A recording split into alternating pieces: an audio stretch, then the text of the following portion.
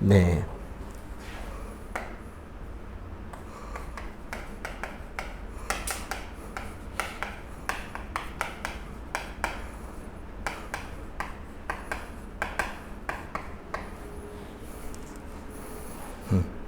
일정 성분비의 법칙. 요게 이제 나중에 발전하면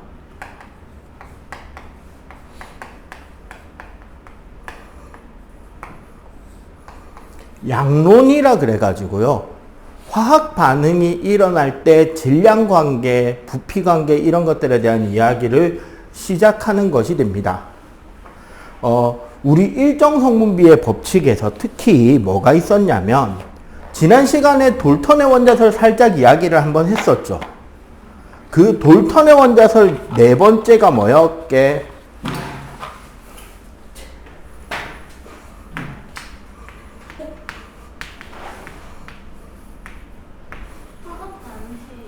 화학 반응 시 그렇죠. 화학 반응 시 원자, 여기선 특히 이제 반응물을 말하는 겁니다.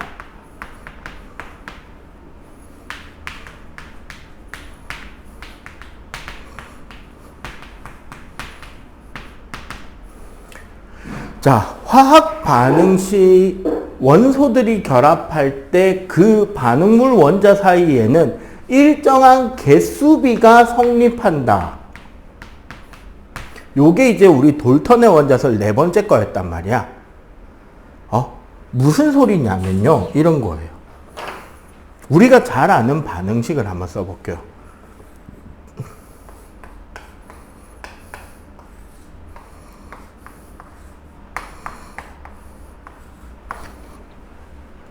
이제 익숙하죠? 뭐가 만들어지는 반응이다? 수소와 산소가 반응해서 물이 만들어지는 반응이죠. 결국 정화에 따져보면 우리가 보통 이제 이런 식으로 그리는 물 분자 하나를 만들기 위해서는 뭐가? 수소 원자 2개, 산소 원자 1개가 필요하죠. 원래는. 맞지? 그리고 얘네들의 개념이 이제 우리가 다음 주에 배울 기체 반응의 법칙이 들어가면 모르겠는데 그냥 그 이전 단계로 생각하면 수소 원자 2개와 산소 원자 하나가 결합하면, 자, 그럼 요거 구조가 바뀌겠죠? 수소 원자 2개와 산소 원자 하나가 반응하면 물 분자 하나가 생기는 거죠. 왜냐하면 만약에 수소 원자 2개와 산소 원자도 2개가 반응하게 되면, 그림으로 그려볼까요? 수소 원자 2개와 산소 원자 2개가 반응해서 만들어지는 물질이 있어요.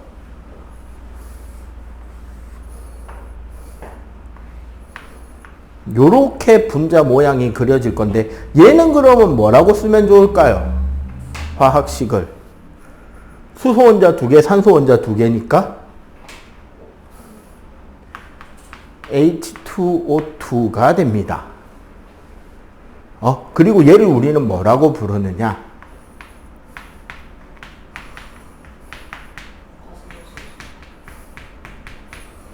과산화수소라고 그래요. 얘는 뭐라고 부르죠? 물이라고 하죠. 봐봐. 똑같이 수소와 산소로 결합을 하는데 결합하는 개수의 비율이 바뀌었잖아요. 그래서 나오는 물질은 아예 다른 물질이 나와버린다는 거죠. 그래서 돌턴은 어떤 특정한 반응을 하기 위해 그 반응물인 원자는 반드시 개수비가 일정해야 된다라고 이야기를 했습니다. 그런데 이 개념에요. 한 가지 내용. 돌턴의 원자설 두 번째 거 뭐였죠?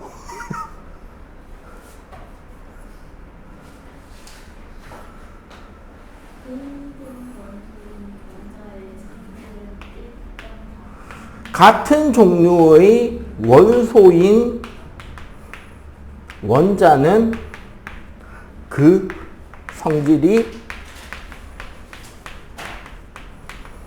일정하다라 그랬는데, 여기서 말하는 그 성질에는 뭐가 포함이 된다?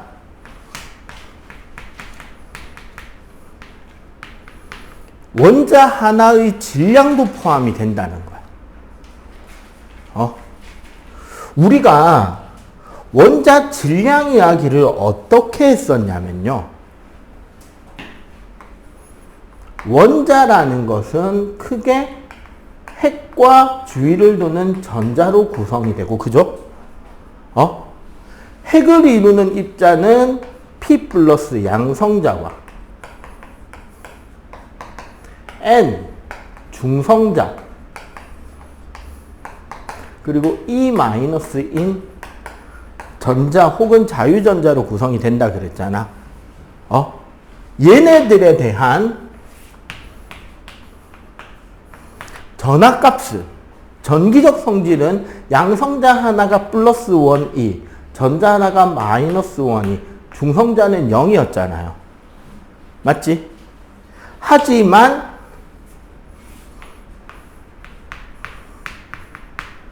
질량값은 어땠다? 전자 하나를 1이라고 할 때 양성자 한 개는 1836, 중성자 한 개는 1837이나 되는 질량을 가진단 말이야. 질량이 되게 크죠?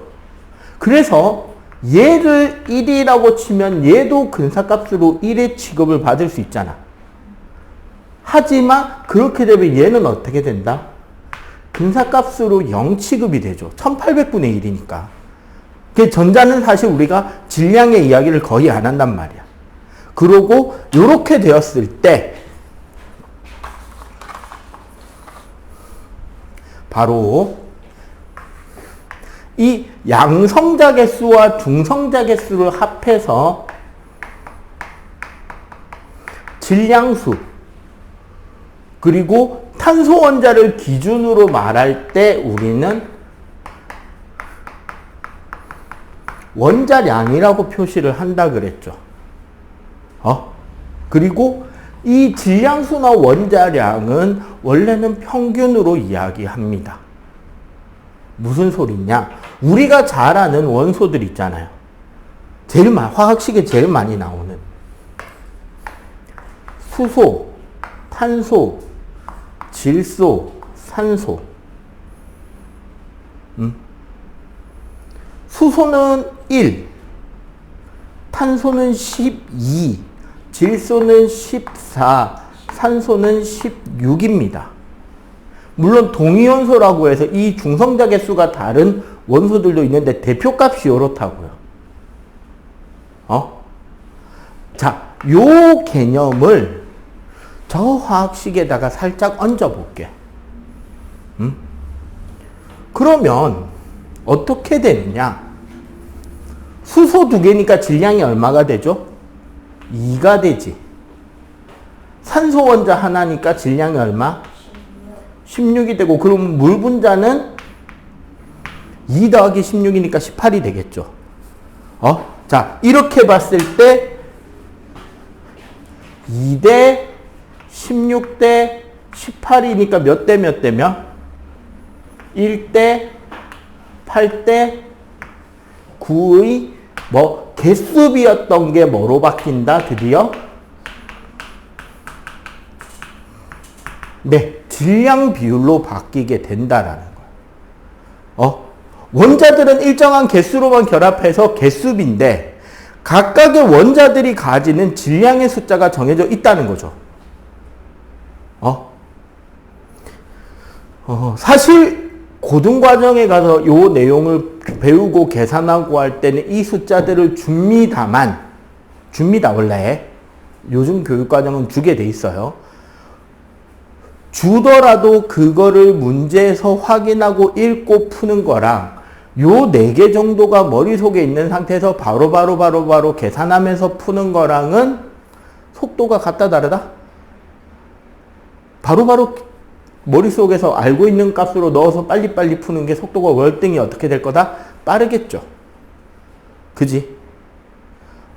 그래서 원래 무슨 비였던 것이 개수비였던 것이 실제 문제에 도입하게 되면서 원소들이 가지는 고유한 질량값이 있다라는 내용과 함께 되면서 무슨 비율로 바뀌게 된다? 질량 비율로 바뀌게 된다. 그러면은 하나 정도 반응씩 더 해볼까요? 한 두 개만. 탄소와 산소가 반응하면 이산화탄소가 나오거든요. 얘네들은 자, 탄소 하나 질량 얼마? 12. 자, O2니까 16 곱하기 2가 되죠. 32가 되겠지? 그럼 요거 합하면 얘는 44란 말이야. 12, 32, 44, 4로 나누니까 몇 대 몇 대 몇? 3대 8대 11. 그리고 뭐 3H2 더하기 N2가 2NH3 암모니아가 만들어지는 화학 반응식입니다. 자, 여기는 1자리가 6개 맞죠? 여기는 14자리가 2개. 그래서 28에 34가 되거든요. 요거 계산하면. 정확하게는 17자리가 2개라서 요거는 34가 되고 요거는 28이 되고 얘는 6이란 말이야. 2로 나누니까 몇 대 몇 대 몇? 3대 14대 17이라고 된다는 거지. 여기까지는 이해가 되죠? 그게 원래는 무슨 비다? 개수비다. 그런데 원소들의 고유한 질량에 대한 개념이 들어가면서 무슨 비로 이해되기 시작한다? 현재 우리는 일정한 무슨 비를 가진다? 질량비를 가진다. 왜? 왜? 자, 그러면 일단 이걸 했던 것 같아요. 나랑은 안 했죠. 나랑은 안 했지. 자, 일단 여기 정리합시다. 필기. 이제 양적 관계에 대한 이해를 좀 해보도록 할게요. 우리 교재에 볼트와 너트를 이용해서 화합물을 만들 때의 질량비가 있죠.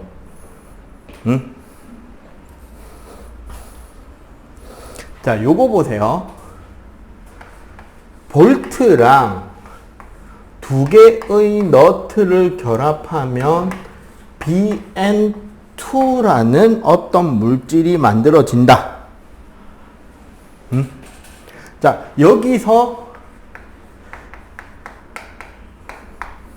개수비를 보자면 볼트 한 개와 너트 두 개가 반응을 하는 거지.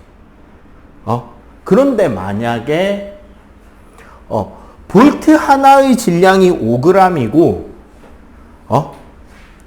볼트 한 개가 한 개당 볼트 하나는 5g이고 너트 하나가 2g이라면 실제 얘네들이 반응하게 되는 질량비는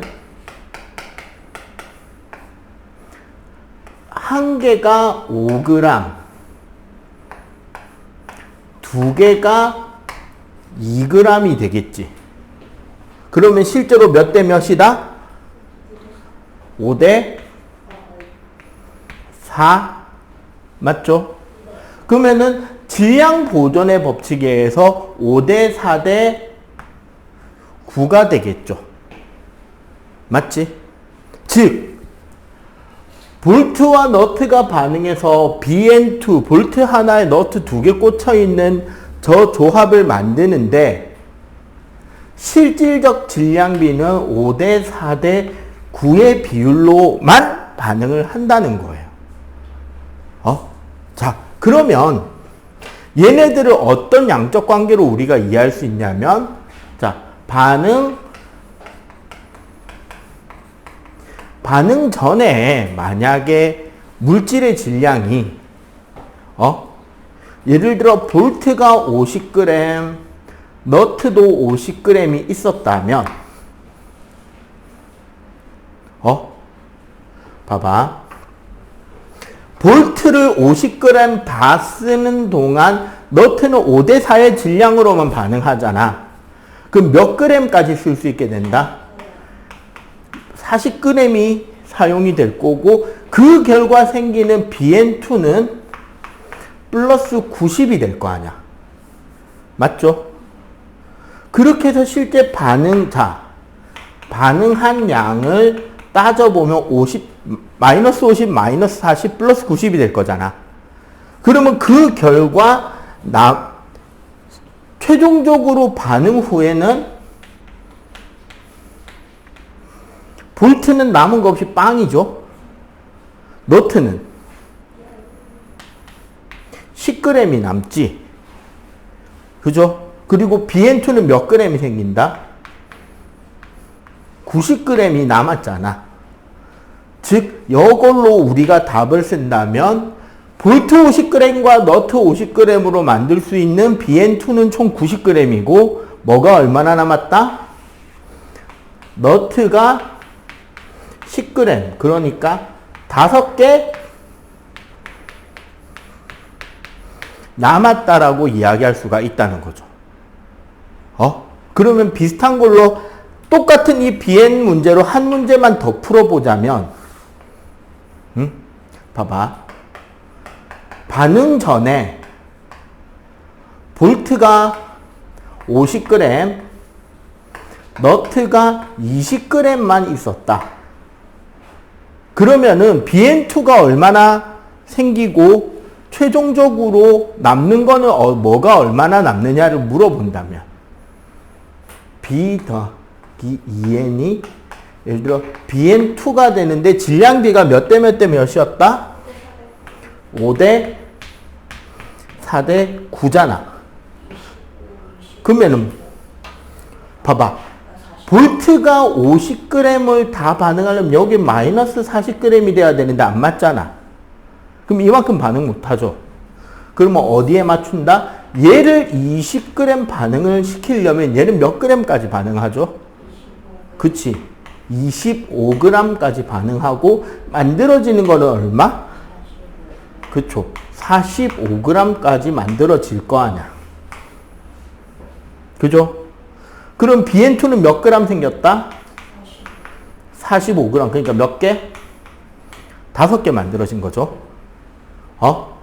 그리고 얘는 다 됐고 뭐가 남았다? B가 25g 남은 거죠. 몇 개? 5개 남았다라고 이야기할 수가 있다는 거지. 요 내용이 바로 뭐다? 반응 전, 반응 후. 어떤 식으로 반응시키는지 알겠죠? 양을 계산하는데.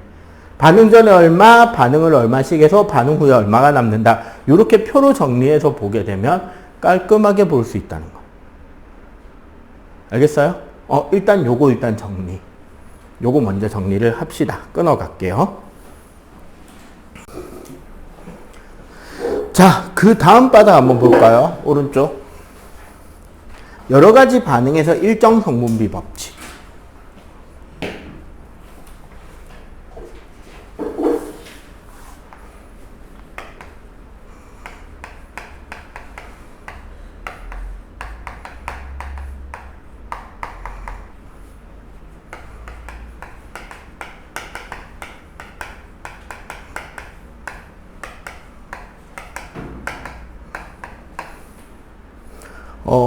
실제로 선생님이 이제 이거를 중학교 3학년 학생들 내신 시험 칠 때 요 단원의 시험 범위가 잡히잖아요. 그러면 어떻게 시키느냐? 단순합니다. 그냥 이 숫자를 외우고 들어가게 하는 편이에요. 어떤 숫자냐?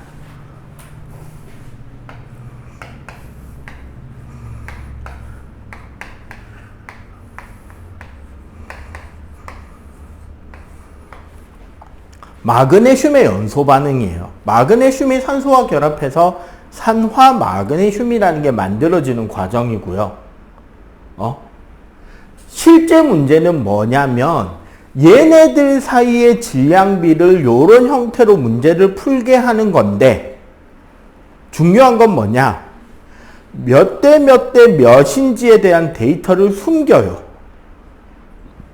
어디에? 그래프에. 어떤 식으로 숨기냐? 여러분들이 몇 대 몇 대 몇인지 한번 찾아보세요. 마그네슘 질량과 산소 질량에 대한 비율. 마그네슘이 예를 들어서 12g이면 산소가 8g 반응하고요. 혹은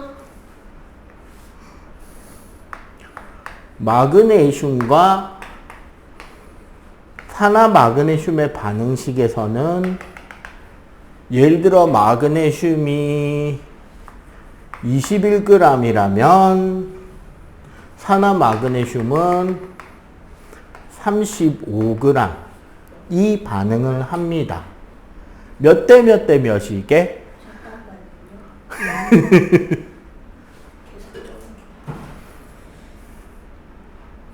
그러니까 요 비율을 요런 그래프를 통해서 몇 대 몇 대 몇인지를 찾아보게 시키는 거예요. 근데 사실 되게 단순한 거예요. 암산도 되는데. 암산이 안 들렸어. 왜? 봐봐. 마그네슘과 산소가 반응하는 비율이 12대 8이라고. 몇 대 몇인데? 3대 2요. 자, 마그네슘과 산화 마그네슘이 21대 35예요. 네? 몇 대 몇인데? 아, 3대 5요. 그러면 3대 2대 5면 비율이 맞아 안 맞아? 질량비로. 맞지? 이거를 물어보는 거예요. 근데 저 왼쪽에 저거 뭐, 18로 봤어요. 아, 8g.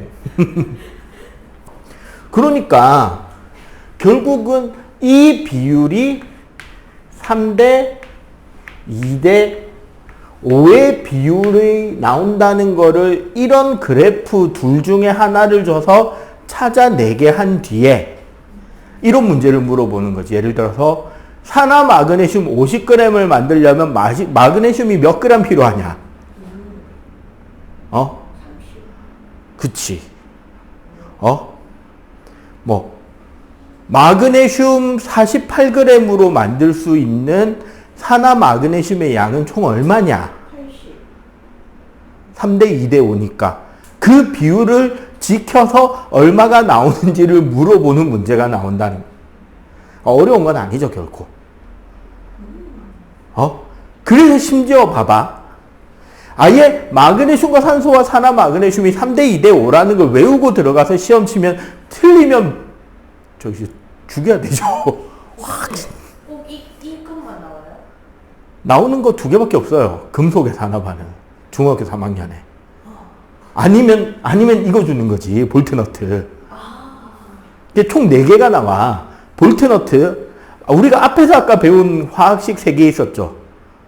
물 만드는 거, 이산화탄소 만드는 거, 암모니아 만드는 거, 볼트너트, 산화마그네슘, 산화구리, 그리고 그 뒤에 앙금생성에서 나오는 거. 해서 한 6개, 7개밖에 반응식이 안 나와. 중학교에서는. 더 이상 못 내요. 그러면 뭐 하면 돼? 그 비율 다 외우고 들어가야지. 아니, 학교 시험 칠 때 그냥 그 비율만 외우고 들어가면 고민할 거리가 없단 말이야. 볼트너트 빼고는 숫자 외우고 들어가게 해야 돼. 맞지? 아니, 여기서 숫자 찾다가 실수 나오니 그냥 뻔한 그 숫자 외우고 들어가게 하면 된다니까? 그럼 똑같은 겁니다. 봐봐, 하나 더.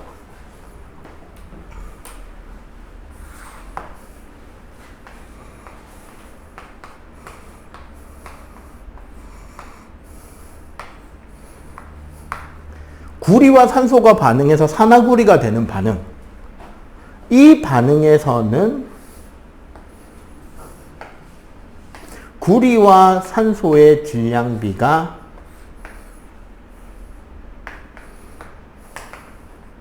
16대 4. 그러면 구리와 산화구리의 비율에서 여기가 24면 여기는 얼마?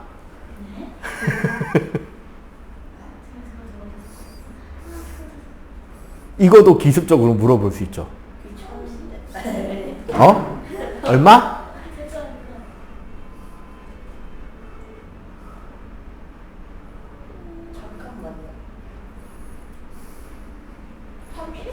네, 30 맞아요. 왜? 여기서 지금 몇 대 몇인 걸 알려줬어. 요 둘이가 4대 1인 걸 알려줬잖아. 그럼 저절로 얘는 얼마가 된다? 4대 1대 5가 돼야 되잖아. 그러니까 24니까 여기는 얘가 24니까 얘가 6이 될 거고 얘는 30이 되겠죠. 이런 식으로 원소마다 반응하는 질량의 비율이 결정되어 있기 때문에 그 비율을 가지고 이제 요런 표로 뭐 몇 그램으로 반응을 하면 총 몇 그램까지 만드냐 요 표로 응용을 시켜서 문제를 풀게 한다는 거죠. 여기까지 일단 알겠어요? 자 여기 마저 필기. 자, 마지막 질량비는 요건 좀 특이한 케이스에서 질량비입니다.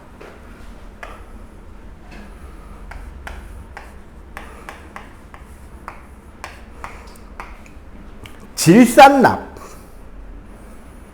플러스 아이오딘화 칼륨. 자, 이들이 반응하면 무슨 일이 일어나게요? 네, 무슨 색?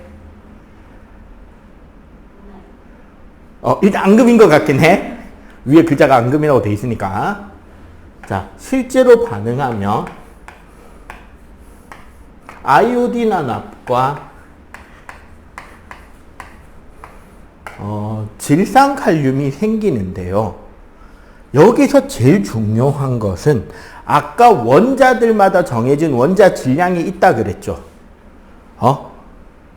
그걸 그대로 하나하나 찾아서 계산해 보면 질산납과 아이오딘화 칼륨의 반응 질량비는 1대 1의 질량비를 받아요.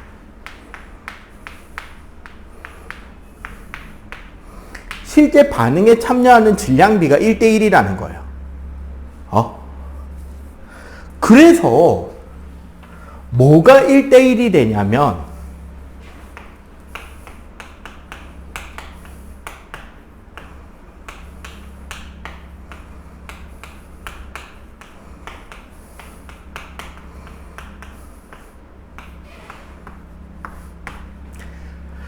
똑같은 농도로 만들어낸, 여기서 말하는 농도는 퍼센트 농도입니다. 같은 농도로 만들어낸 용액의 부피비도 몇 대 몇으로 된다?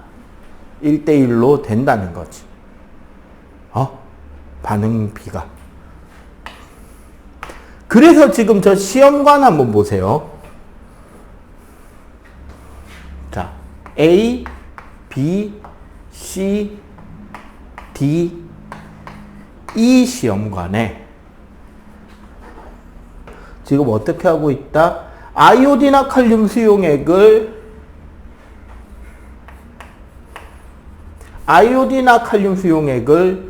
6ml씩 넣었습니다.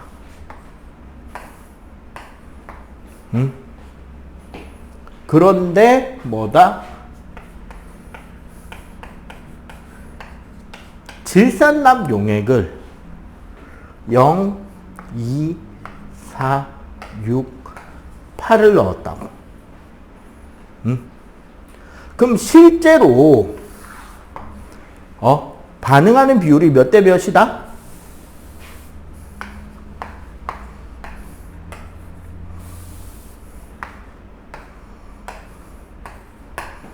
1대1이라 그랬잖아.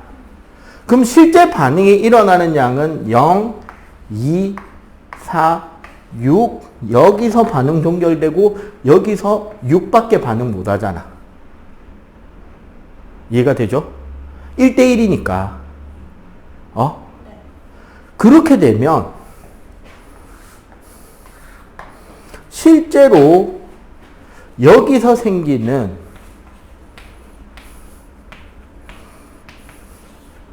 앙금의 양이 이렇게 된다고.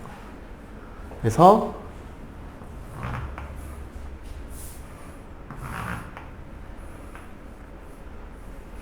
(1대1로) 반응이 되는 데까지 앙금의 양이 일정하게 늘어나고 그 뒤에는 더 이상 앙금이 늘어나지 않게 되죠. 즉 뭐다? A, B, C, D, E 시험관에서 A, B, C 시험관은 여기에는 뭐가 부족하다?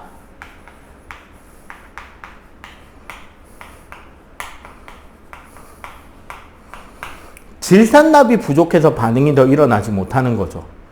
여기는 아이오딘이나 칼륨이 부족해서 반응을 더 못하는 거잖아. 그래서 이 앞쪽에는 질산납을 더 넣어주면 앙금이 더 생기겠죠.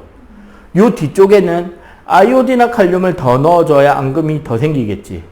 여기 D 시험관은 뭐 하나를 더 넣어준다고 앙금이 더 생긴다?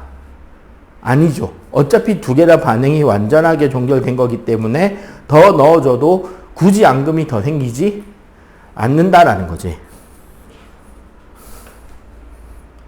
이해가 돼요? 그래서 실제로 이렇게 뭐가 많고 뭐가 부족한지에 대해서 앙금이 어떻게 되는지에 대해서 그 양에 따라서 앙금이 어떻게 되는지 얼마나 생기는지 이런 것들을 가지고 그 이상 그러니까 예를 들어 이런 거야. 여러분들 예를 들어서 햄치즈 토스트를 만들어 먹자고 생각해 봅시다.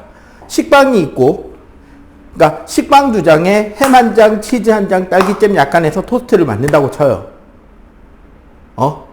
그러면 식빵 2장, 햄 1장, 치즈 1장이 필요하지. 요 조합대로 만들어 먹으려면 개수가 딱 정해져 있다는 거지. 결합 비율이. 햄이 더 많다고 더 만들어 먹을 수 있는 거 아니죠. 그냥 햄을 더 끼워 넣어서 먹을 수는 있겠지. 토스트 개수가 더 늘어나지는 않죠. 맞지? 다른 토스트가 만들어지는 거지 우리가 먹고 싶은 걸 만드는 건 아니잖아. 그래서 화학 반응 시 반드시 어떻게? 일정한 개수 비율로만 결합한다. 이걸 우리는 무슨 법칙이라고 한다?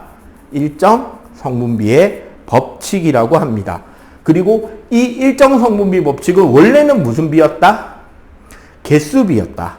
그런데 그게 각 원소별 질량수가 정해져 있기 때문에 결론적으로는 무슨 비가 된다? 질량비가 된다. 알겠죠? 자, 그럼 지금부터 뭐 하느냐? 134, 135 풀어보세요. 요거 필기하고